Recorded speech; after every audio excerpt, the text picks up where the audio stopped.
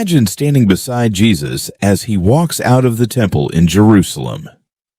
The afternoon sun reflects brilliantly from massive white stones covered with gold. Pilgrims crowd the courtyards. Priests perform sacrifices. To the disciples, this temple seems indestructible, the very center of Israel's worship and identity. But then Jesus says something that leaves them speechless.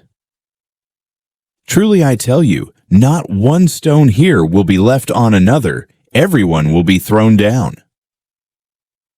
This statement begins one of the most significant prophetic teachings in the entire Bible. Matthew chapter 24 is known as the Olivet Discourse because Jesus delivered it from the Mount of Olives, overlooking Jerusalem. In this chapter, he explains both events that would occur within the lifetime of some of his listeners and events that point toward his future return. As they reach the Mount of Olives, the disciples ask Jesus privately, "When will these things happen? What will be the sign of your coming and of the end of the age?" Notice that they ask three related questions.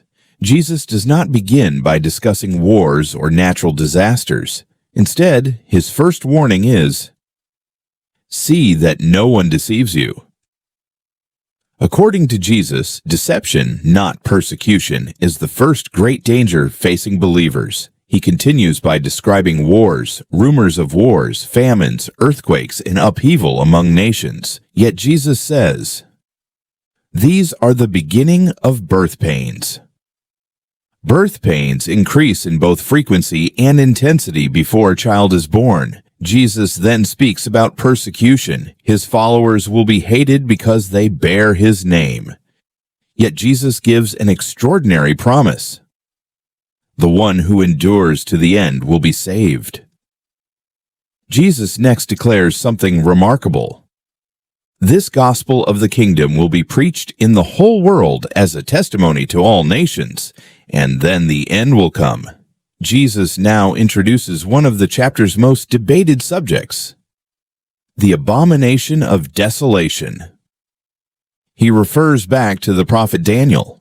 He then describes a period he calls the Great Tribulation. It will be unlike anything the world has ever experienced.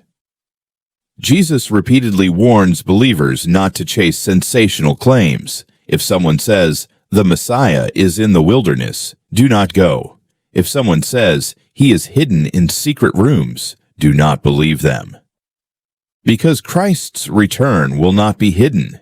Jesus compares it to lightning flashing across the sky from east to west. Everyone will know when he comes. Immediately after this period, Jesus describes dramatic cosmic events. The sun is darkened, the moon no longer gives its light, stars appear to fall, the powers of heaven are shaken. Then comes the glorious climax. The sign of the Son of Man appears. Every nation mourns. Every eye sees him. Jesus returns with power and great glory. He sends his angels with a loud trumpet call to gather his people from every direction. Jesus then tells the parable of the fig tree. When branches become tender and leaves appear, people know summer is approaching. Jesus adds, "Heaven and earth will pass away, but my words will never pass away." Then Jesus makes one of his clearest statements. No one knows the day or the hour. He compares his return to the days of Noah. People continued eating, drinking, marrying, buying, and living ordinary lives until the flood suddenly arrived. Jesus concludes with the parable of the faithful and wicked servants. The message is not simply about knowing prophecy, it is about faithful living. Matthew 24 is ultimately not intended to produce fear, it is intended to produce faithfulness. Christ remains in complete control. His promises have never failed. His prophecies have never failed, and his return will not fail. Until that day, believers are called to proclaim the gospel, remain faithful under pressure, reject deception, and live every day ready to meet their King. because when Jesus Christ returns, it will not merely be another event in history.